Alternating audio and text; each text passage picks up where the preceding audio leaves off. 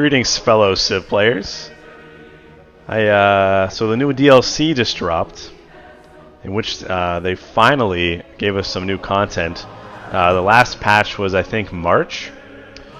In any case, finally we have a new Civ, Nubia. And I think you pronounce her name Amanitore. I'm not completely sure. Anyway, I thought I'd make a video. I was making a video about Persia. They're kind of old news now. I will go back and finish that. But anyway, I thought a lot of people would be curious about the new Civ and like how powerful it is, like what its bonuses are, like how do you best use it. So I figured now I might throw in a video or maybe a little series on how good they are and how to go about abusing their bonuses. So I'm gonna go ahead and fire this up here.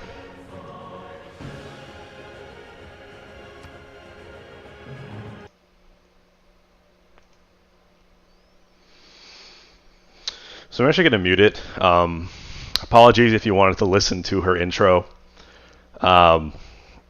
Just read it in Sean Bean's voice, and you get the idea. Anyway, as for her bonuses, so I played around with her earlier right when the patch came out. I was actually playing a different game, and I was like, "Oh my god, I need to close this and download." The new patch in general is pretty cool. Actually, I think they actually did a fantastic job of patching the game. Like, I was pretty impressed. I was kind of worried because it had been so long that you almost feel like abandoned. Like, yeah, we already sold all these copies. Do we really need to keep patching it? But no, they did a really good job, and I was considering like making a video or something, like going over the patch itself. But anyway, that's not the focus of this. I'm going to talk about Nubia here. I think they are overall very strong, not overpowered. Although, like, their archer might be like borderline overpowered. As you'll see, their unique unit is the Patati archer, and archers are just the premier unit of the early game. They just dominate every other unit class. They're super important no matter what Civ you're playing. And because and on top of that, not only are archers really important, but her archer is significantly stronger than a normal archer. So let me just go into it here. This looks a bit mediocre, although we do have fresh water. Anyway, I'll do that in a second. So Nubia's archer, the Patati, so it has 30 range strength, and I forget what the normal is. I believe it's 25. Okay, I typed arrow. Not quite. Yeah, 25, so it's plus 5 combat strength, but more significantly, it's actually 3 movement. And so they're much easier to keep safe. They're much easier to put them in the perfect position to kill off a unit, do whatever you need to do. They're really good, and I'm going to show them off in this game, most likely. So basically, like, if you abuse these archers in the early game, it's incredibly easy to kill a neighbor. And it's pretty hard to stop. So, I mean, in that sense, they might be kind of OP. Like, I haven't played multiplayer with them or anything, so I don't know exactly how that will play out. But I will say it's super, super strong. Their other bonuses, aren't quite as strong. So I think overall, they are fairly balanced. I think they're definitely on the stronger side. I feel like a lot of the DLC civs are especially strong. Poland is probably a little worse than Nubia, but also like on the strong side of balanced. Australia I still think is overpowered, but not super overpowered. Like Persia, Alexander I think is balanced. Persia is fairly balanced as well. A little on the strong side, which is okay. But then there are like some vanilla civs. Where are they? You know, like Norway, for example. They actually were just buffed, which I'm super excited about because I love Norway.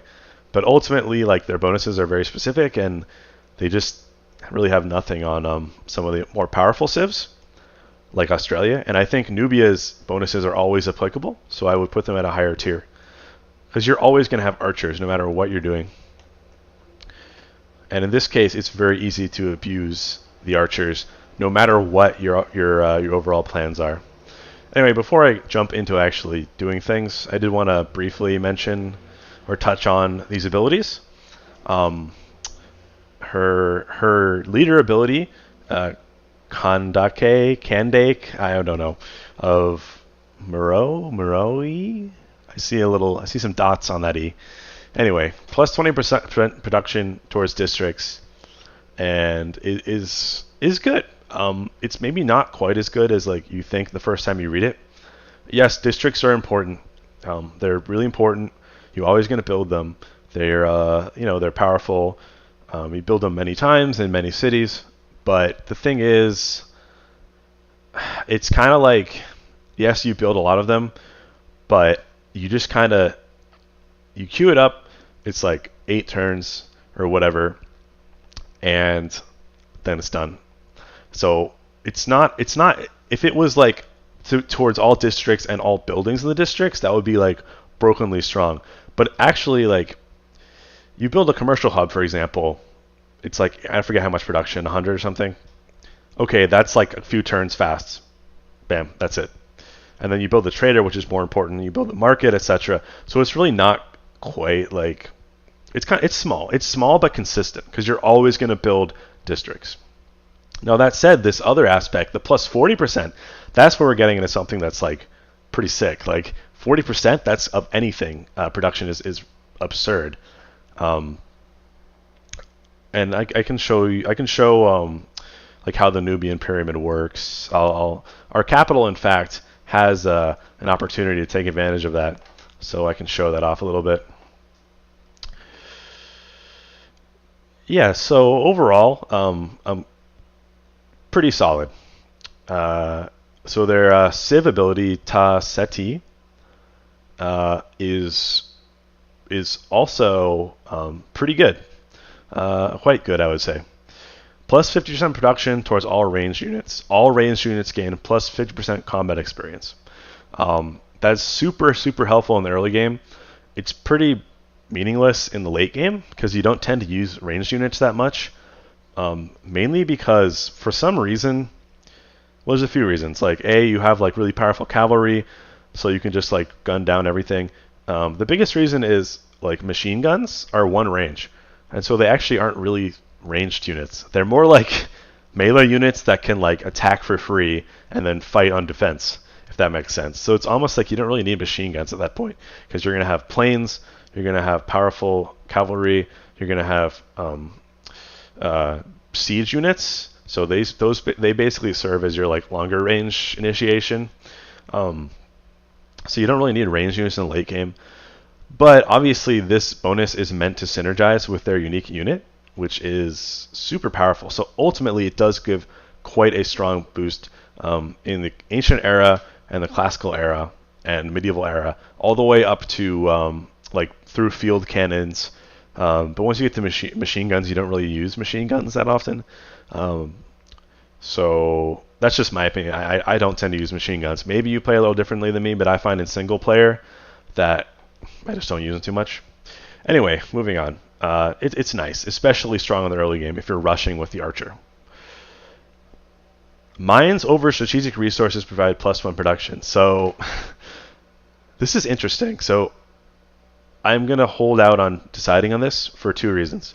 So my first impression is, yes, +1 production is awesome. My second impression is there are no like strategic mines. It's actually pretty funny. So I might have talked about this before. Like a lot of the pantheons are pretty garbage. And let's see. What's it called? God of the Forge? God of Craftsmen, that's right. So +1 production towards strategic resources. I have wanted to pick this so many times, and it never works out. I'm sure you have played many times where you're like, okay, bronze working, gonna get some iron, and there's like 1 iron on the entire continent, and it's like way the hell over there, and you're never gonna get it. And it's like, what the heck, Firaxis? I never get iron. They just seem so rare that like it's almost irrelevant. Like, and it's not something you can really plan for either. Like, only a little bit. Like, yes, you might be teeny bit more incentivized to get +1 production if you see a mine, an iron or something. But here's the funny thing. In the most recent patch, when Nubia came out, what Firaxis did apparently in the patch note is they claim that they improved the generation of strategic resources. So I haven't tested that enough yet to know how that works out. Maybe there's more iron. Maybe there's more niter and all that stuff. I hope so, because there was such a shortage, I felt like. So maybe there's more. I don't know yet. So if there are more strategic resources after the latest patch, then this bonus is better. But as it stands, in accordance with the past amounts of strategic resources, it's pretty useless. Very rarely provides a very tiny bonus. The same thing for the other aspect, the gold.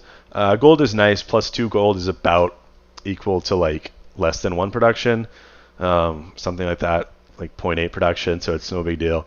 It's not that common. Yes, you're gonna have a sprinkling, or depends on where you start. You're gonna have a sprinkling of these mines, but it's nothing game breaking by any means. So overall, this aspect is solid. It's like a very strong early game bonus, which totally falls off, and then like a pretty pathetic long-term production bonus, which is still okay. Whatever. Archer I already talked about. I'm going to show it off. The Nubian pyramid is really interesting. I haven't really had a huge opportunity to use it to its full potential yet. So it's available at Masonry. So it's pretty cool if you can get a quarry in your capital, which unfortunately I do not have. Mercury is mines, I'm 90% sure. Gypsum is actually quarries, and jade I believe is quarries, and of course stone. But I don't have any of that, so it's too bad. I can't build it right away. But that's okay, because like the biggest, so it has a few aspects. The biggest thing is I'd say okay. Let me just put that out there. As you already saw in their first bonus, if you build it next to a city center, it gives an extra +20%, so a total of 40% production towards districts, and that's pretty awesome. The downside is you have to build this on desert. If that wasn't clear, it can only be built on desert, including floodplains. But what that means is to get this extra +20%, you have to settle next to a desert tile. And desert tiles are never alone. They're always like a bunch of them together. So you're kind of guaranteed to get some crappy desert.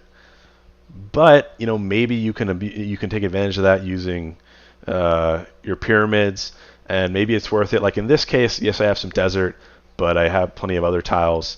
Maybe I could get pyramids, maybe I could get Petra, so it's not so bad. The other aspect of this pyramid is that the adjacency is basically like whatever district it touches, I gets +1 from whatever that is. By default, it gets +1 faith. So if you just throw this down on a blank desert tile, it's +1 faith. That's garbage. You're never going to work that tile if all it is +1 faith. But if it's touching a few other districts, that has some potential to be actually a tile you want to work. So for example, it's touching the city center. It's definitely well worth building if it's touching the city center. Then you get an extra food, as well as the +1 faith and the +20% production towards districts. And then let's say it's also touching like a campus here. I have a campus right here, and I have a Nubian pyramid right where my warrior is. Then this gets another science, and let's say I build like a holy site or something. Then this pyramid is now +1 food, +1 science, +2 faith, and we're starting to get somewhere where I might actually want to work it. That said, you would even like +1 food, +2 faith, +1 science, like that's still kind of a luxury tile. Like you're not growing from it, you're not getting production. It's giving you like 1 science, which is kind of whatever. So I don't know. We'll see how it plays out. Anyway, that's pretty much it for Nubia. So in terms of like how to play them, you basically have a few routes. But the best one is probably just to rush archers, which is kind of a common strategy anyway. So I'm trying to check this out, right? So we have some potential for Petra. I do believe this is a desert hill, and there's probably one more. Oh, by the way, if you didn't know, they patched in. They added a patch where desert hills look different. I'm sorry, desert mountains. It's kind of cool. I'm playing on a low graphics setting right now because I'm experimenting with ways to get my video quality higher. And so I might turn it up later, but for now I'm just testing, see how this goes. Anyway, if you can probably watch another video or look for yourself, another video that's higher quality than mine, and you can see the new model. It's kind of cool. It's a little bit of flavor. Doesn't change the gameplay. Anyway, I'm kind of debating whether I want to like actually settle my capital over here and go for Petra. That just seems like a terrible idea. My biggest advice for Petra is target it in your second city. You can put your second city in like a totally crap spot, like in the middle of the desert, and that's totally fine. If you're beelining Petra and your first city is fairly strong, because you can feed that city trade routes, you can feed it builders, you have gold income, so you can buy it better tiles to work. It kind of works out. I wouldn't put your capital there though. Anyway, I'm just going to stick right here because this is in fact a lake, which is pretty interesting. And I did want to mention two things. This is a pretty cool spot for the Huey Lakatoi, whatever the heck it's called. Where is it? In military tactics, which buffs lakes. It's a super cool wonder that I very rarely, I can't remember the last time I've actually built it. I think it was when I was playing on like King or whatever. So it would be super cool to get it here. You could pop it right there, then it gives you a bunch of amenities, food and stuff. And then the other thing I wanted to mention is that another of the patch notes was increased lake generation, which is nice because lakes were very rare in the past. I'm hoping there's more lakes like this to, I think mainly just to provide more opportunities for Huey Teocalli. My Aztec pronunciation is not phenomenal, as you can see. Anyway, enough wasting my time here debating. This is fairly mediocre start, but I'm not going to wimp out. I could move over 1, but this is probably just more desert. I'm going to do that though, because there's nothing here I want. Might as well move over 1. Pretty crap. At least we have an oasis. We have these cows. These hills will come in handy sooner or later, so it's not too bad. I can work these for food and then pick up these for production and put my districts in the desert, so it kind of works out. It's just there's no nice like 2-2 tile right away, which is typically the dream, or like 2-3 tiles, something like that.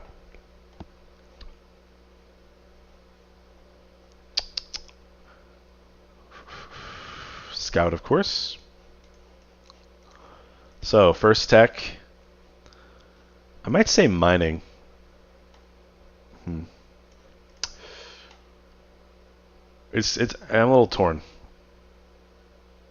I'm gonna go mining. I typically say animal husbandry, and I do have some pastures here, but the thing is they're in my 3rd ring, and so I would have to buy the tiles. If you don't know, the way city borders expand is they do the 2nd ring first, all the tiles in the 2nd ring, and they pick the best tiles first. Like it's probably gonna go to this hill here, which, no, it's going to go to this resource. That makes sense too. It'll pick the best house first, but it'll finish the second ring before it touches the third. Look at this. Oh, I have to try for Petra. That's an obscene number of desert hills. Plus, Nubia gets little bonuses to desert.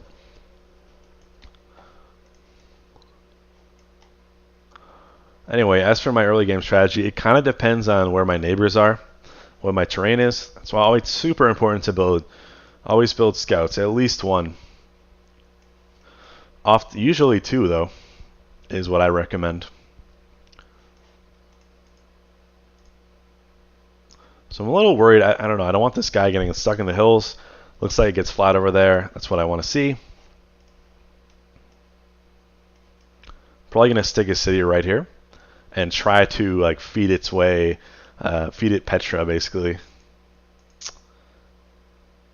That was a bit of a glitch. Hello, Teddy. It's kind of sad that it's not animated when you're playing on low graphics. I could turn it up. I don't know. I'll see in the future.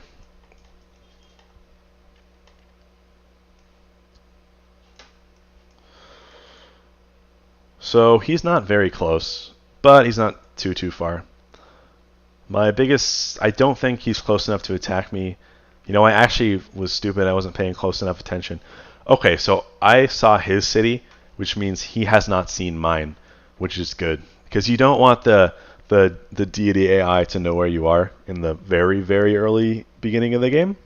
Because they will see your city, immediately perceive you as weaker, and attack you, basically, if you're close. It's extremely common. It's extremely frustrating. You can survive, but the thing is, there are a few things that are then close to you because of the quick attack. Like you can usually survive if you can see it coming, but it really gimps. Like it gimps your early game expansion, and it basically makes getting a religion like utterly impossible. So it's just really frustrating. There's really no advantages to like picking an early war. Because yet, like, there's no warmonger penalties, so it doesn't matter whether you declare the war or they declare the war in the early game. It's just annoying, and so if you can avoid it, even if you're like rushing, like you want to start the war on your terms, basically. Okay, let's see where are you gonna go next. So I'm a bit sad because I can't use my enhanced interface mod.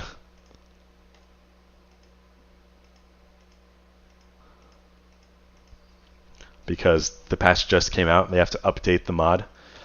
So I'm like stuck with this crap. It's not too bad. It's just you get used to the luxuries of the UI mod. So I think I'm gonna go animal husbandry now because mostly because I want archers. And yeah. So in terms of my early game strategy, I do want to try to get a religion, which I don't. Usually it's just like absurd like suicide to like try to get a religion and build an early army. That's useless pretty much. Anyway, I do want to try to get a religion because I feel like Nubia has a few bonuses towards religion. For one thing, they have the faster district building, which really helps you get, because holy sites you have to build them as fast as you can to get a religion.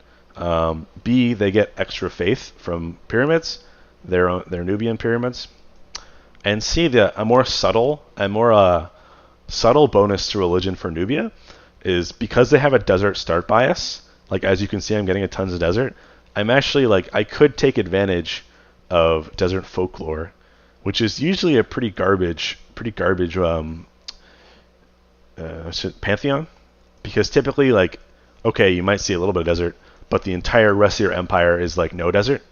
But I've seen so much here, and Nubia always tends to have a desert start bias. So, you know, if I get, let's say I put a holy site like here, whatever, that would be the dream. And then it's like plus 1, 2, 3, 4, 5, 6, like 7, or whatever it is. 6, I should say. My bad. 6 faith. That's pretty sick. And if I get that twice, like, that's an obscene amount of faith. And I don't even know if there's any more out there. This is all flat. It's pretty ugly. Kind of looks like moving this way wasn't really worth it all overall. So that's a bit of a shame, but hey, I still think it was kind of the right move for what I could see. Because I could see this was crap, and I thought maybe this wasn't. So, you can only do your best.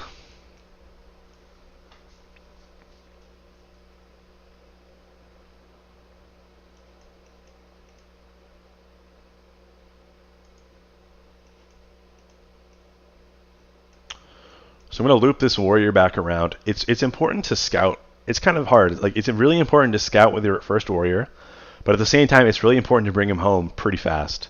Like, this is about as much time you want him gone. The reason being, like, at any moment, a barb scout could show up. And yeah, it's kind of hard to like kill the barbarian scouts when they appear, but it's just really important to have him nearby scouting for barbarian camps, so you can shut those down so they do not interfere with your early game plans.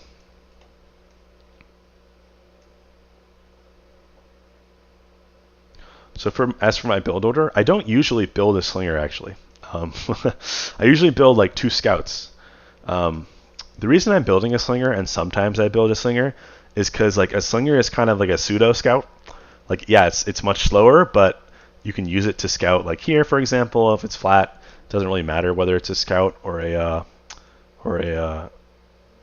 Dead Sea, or I'm sorry, Crater Lake. Doesn't really matter if it's a scout or a slinger, and it's also lets you get a head start on your army. It gets you a head start on your archery bonus. It's very inexpensive, so it's typically a pretty good idea. What I usually do is I go scout, builder, and then I buy an archer as soon as I hit 140 gold on standard speed. By the way, I'm playing on standard speed when I usually play on quick speed when I'm recording, because I just did what I usually play as. I wasn't really thinking. But that's okay, it'll be a little longer, but it also represents, like, I feel like what most players will experience.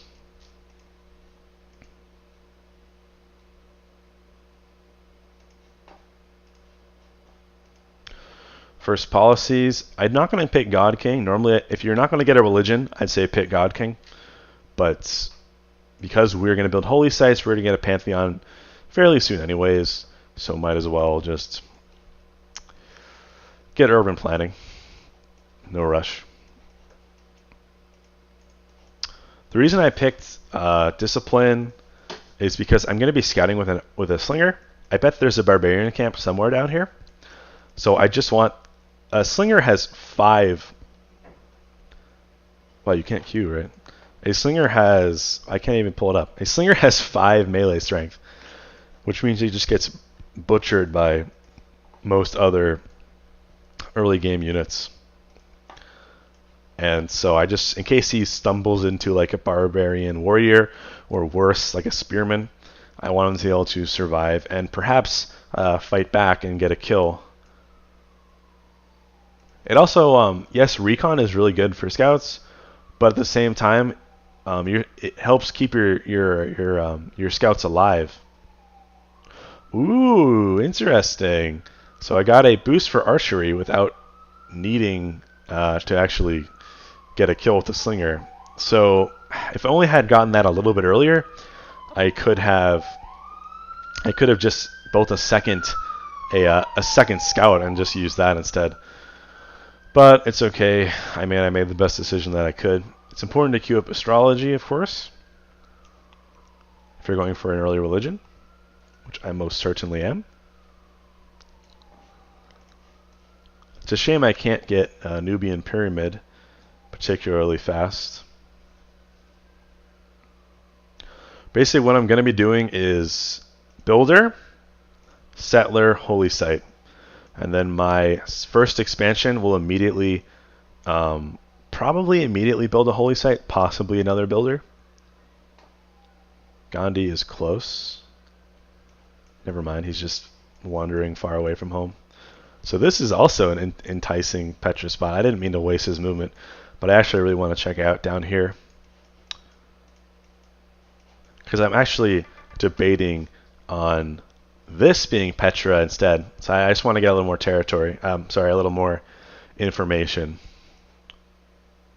Because, I don't know, it's kind of hard to say. This has like a nice river system. It has more overall tiles. This one like has these mountains, which yes, I can build like a campus or whatever, but they're dead tiles in terms of working them. You can't build districts on them. And plain coast is pretty much crap. It's like dead tiles basically most of the time, with very few exceptions. Anyway, I'm going to move on to part 2.